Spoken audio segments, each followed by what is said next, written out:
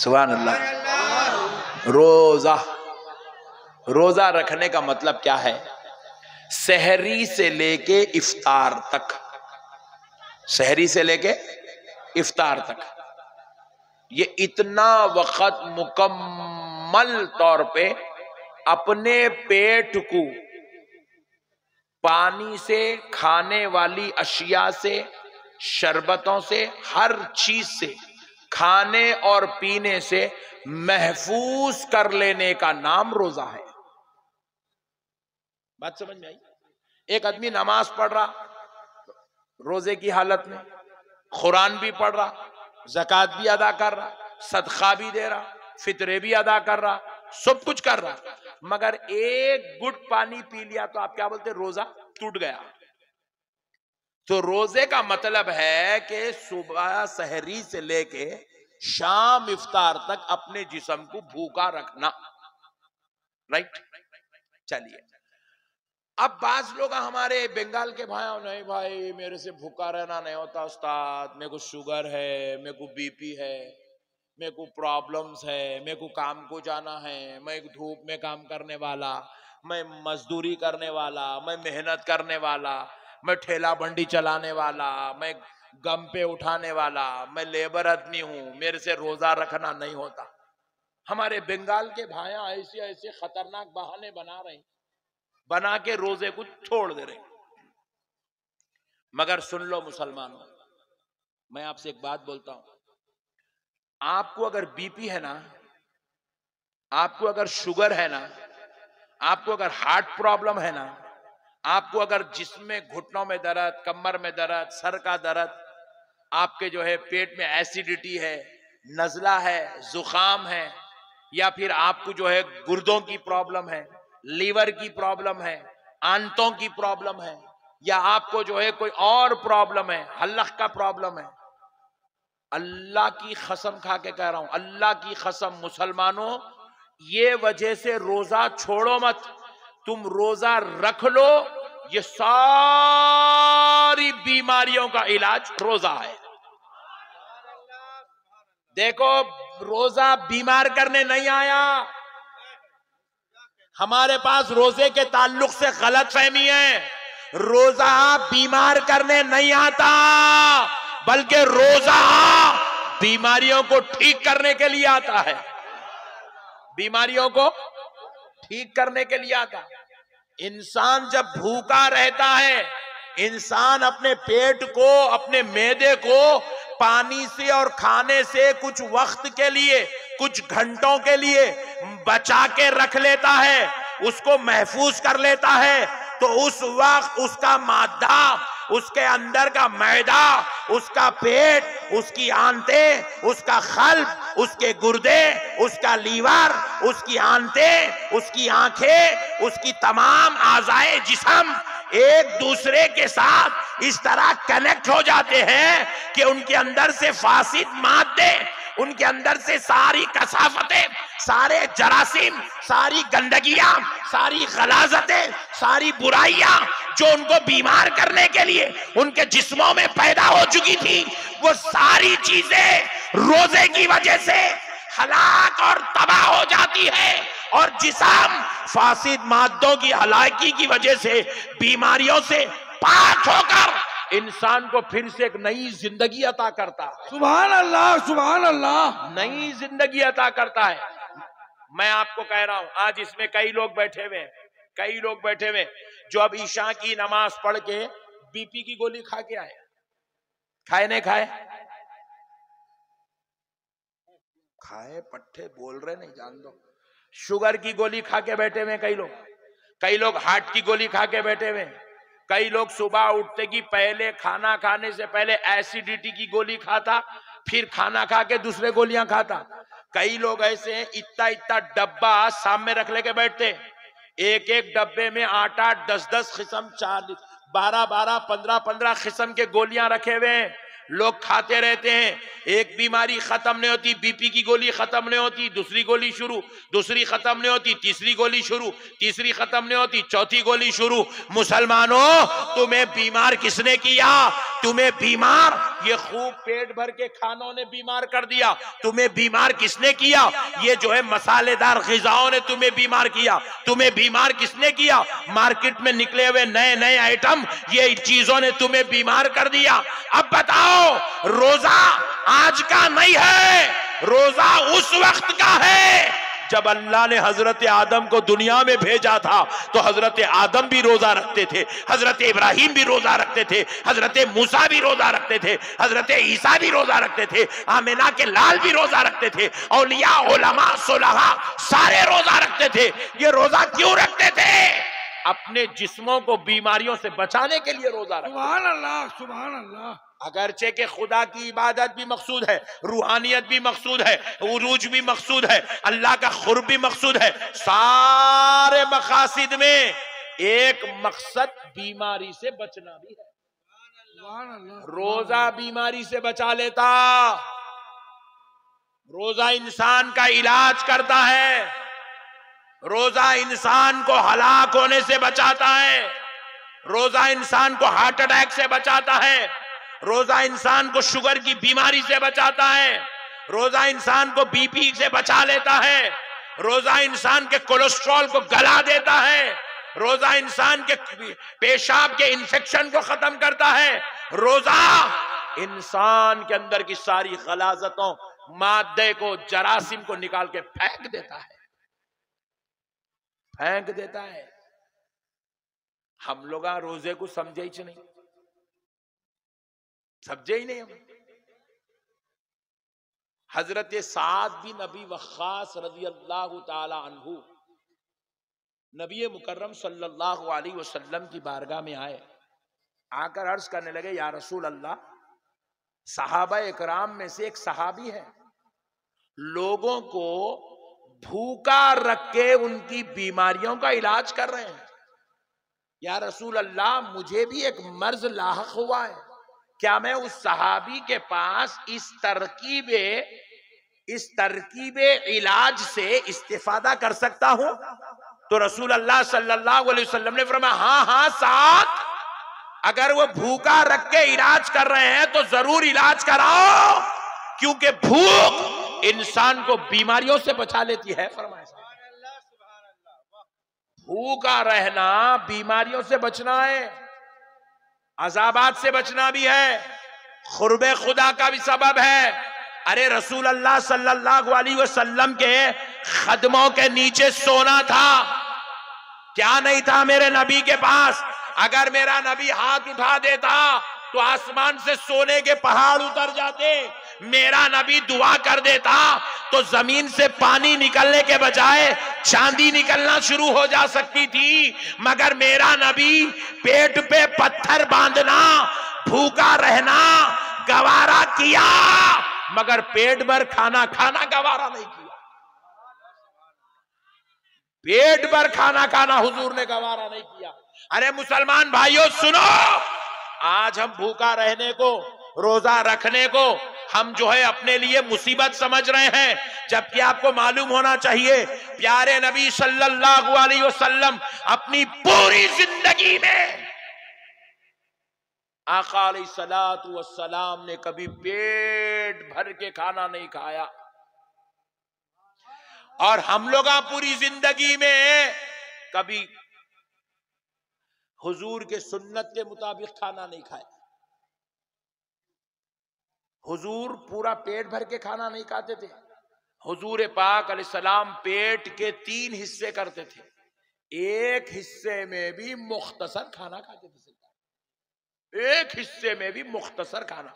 हुजूर का खाना कितना था होगा जरा सोचो, थोड़ा इमेजिन करो।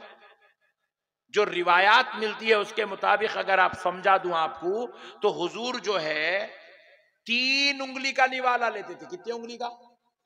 5 उंगली से हुजूर खाना खाइच नहीं। कितने उंगलियों से?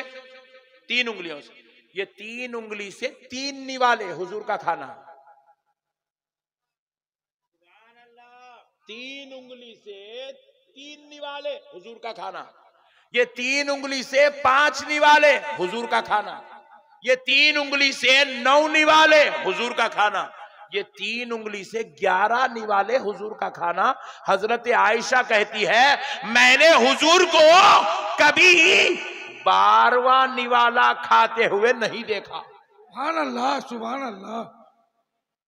हुजूर शाखा कशी को पसंद फरमाए, भूखे रहने को पसंद फरमाए, क्योंकि भूख इंसान को बीमार होने नहीं देती।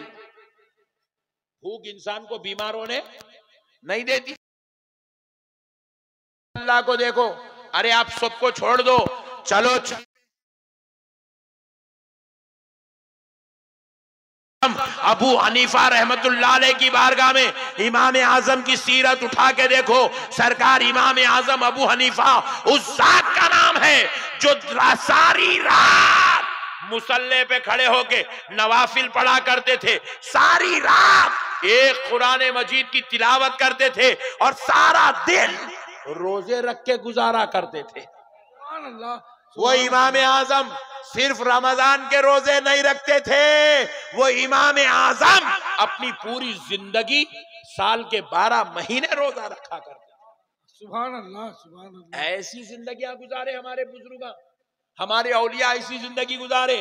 रोजों से उनको उतनी मोहब्बत थी, वो रोजे उनको बीमार होने से बचा लेते थे, वो रोजे उनको जो है बूढ़ा होने से बचा लेते थे। आज हमारे पास हम देख रहे हैं लोग मर रहे हैं, कैसा मर रहे हैं? 55 में मर रहे हैं, 48 में मर रहे हैं, 40 में मर रहे हैं। अरे मियाँ रात में अच्छा था, बोले मौल साहब दबा के दावत ने तीसरे हुक्म तक खींचा, जाके रात में सो गया, हार्ट अटैक होके मर गया। खूब खा रहे, दे दे दे दे खा रहे। और हमारे बंगाल के भाया तो अल्हम्दुलिल्लाह है। एक अच्छी बात सुनाता हूं आपको, मजे की, एक गम्मत की सुनाऊं। हाँ, एक मर्तबा मेरे को कलकत्ता एयरपोर्ट से हमारे पट्टे क्या करे लिए लेके एक इलाके में लेके जा रहे हैं बयान करने के लिए। तो मैं बोला कैसे आप लोग, खैरियत से? अच्छा बातचीत चल रही। बोले हजरत लंच का टाइम है, जरा आप खाना खा लीजिए। बोला ओके नो प्रॉब्लम। एक ढाबे पे रोके, होटल में रोके तो ऑर्डर दी वहां पे। मैं वो बेचारा शरीफ आदमी, जरा वेज आइटम ज्यादा लेता हूँ, वेज ज्यादा पसंद करता हूँ, वेज खाना।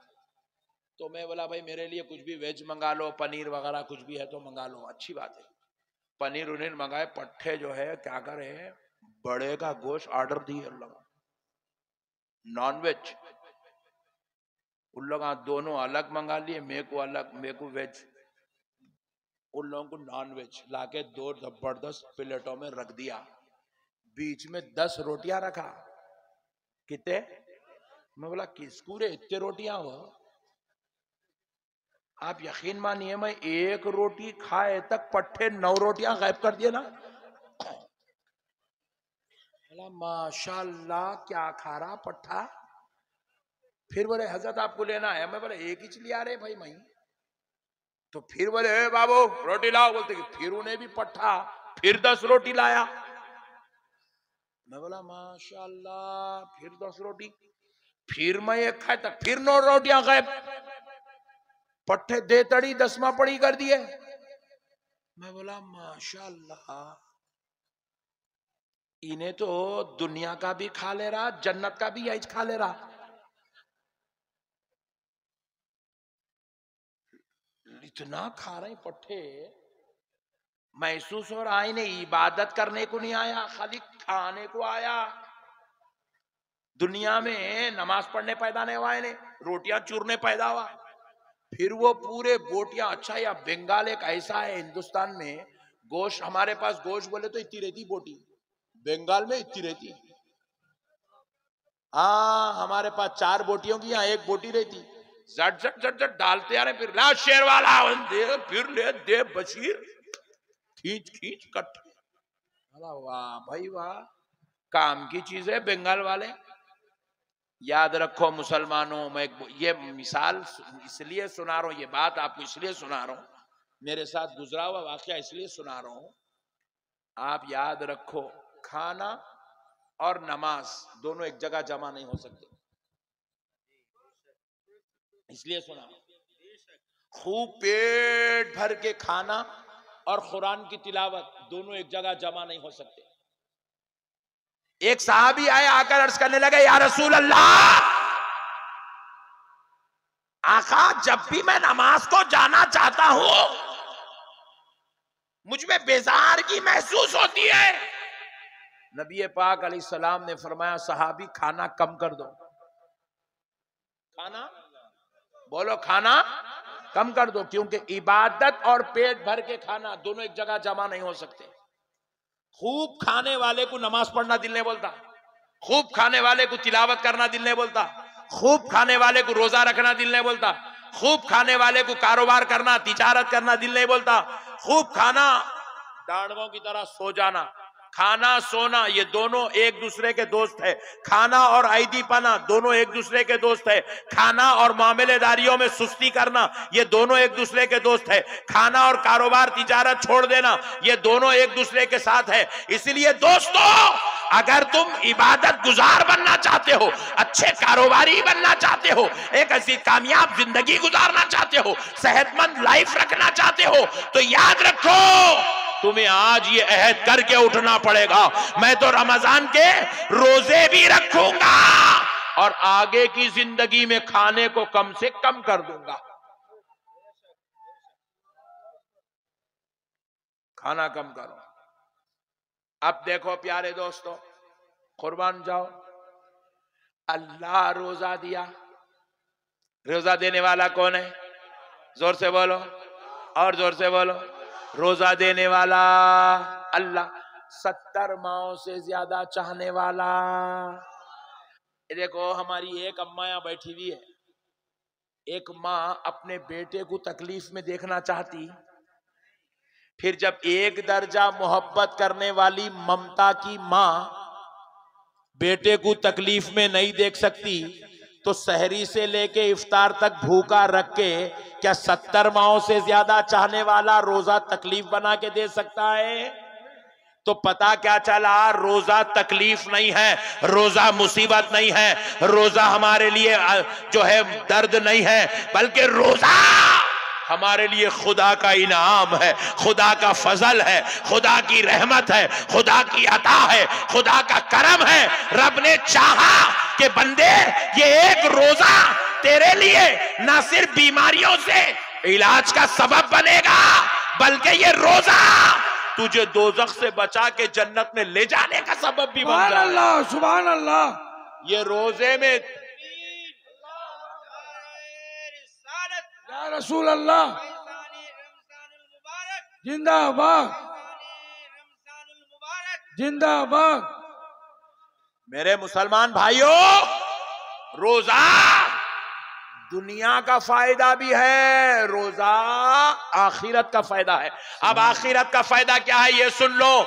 रसूल अल्लाह सल्लल्लाहु अलैहि वसल्लम ने इरशाद फरमाया, मन सामा रमज़ानन ईमानन व इहतिसाबन गुफिर लहू मा तक़द्दमा मिन ज़ंबी, मुत्तफ़क़ुन अलैह हदीस है। हबीब पाक इरशाद फरमाते हैं, जब कोई शख्स माह रमज़ान के रोजे रखता है ईमान के साथ, सवाब की नीयत से, तो अल्लाह ताला उस रोजे रखने वाले को गुनाहों से ऐसे पाक ऐसे पाक ऐसे पाक कर देता है जैसे उसने कोई गुनाह किया ही नहीं है। सुभान अल्लाह, सुभान अल्लाह। जैसे कि वो अभी अपनी माँ के पेट से पैदा हुआ, गुनाहों से ऐसे पाक हो जाता है रोजा रखने वाला।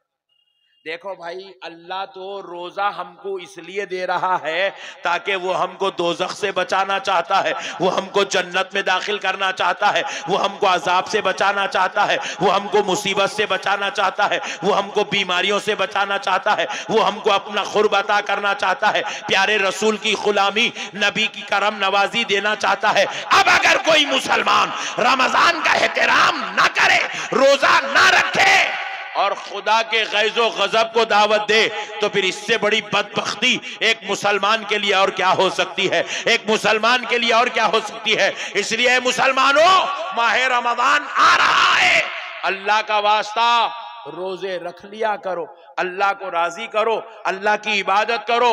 अरे सुनो, नमाज पढ़े सवाब लिखा जाएगा, सुभान अल्लाह। गुनाह माफ किए जाएंगे, जन्नत में जगह दी जाएगी। सुभान अल्लाह।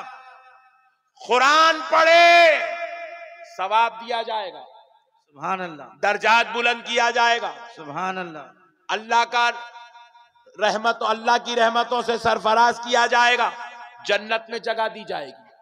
हज करे, गुनाह माफ किया जाएंगे, रहमत लिखी जाएगी, सवाब लिखा जाएगा, इनाम दिया जाएगा, बख्शिश अता की जाएगी, पिछली जिंदगी के गुनाह माफ होंगे, जन्नत में जगह दी जाएगी, महशर के अजाब से बचाया जाएगा।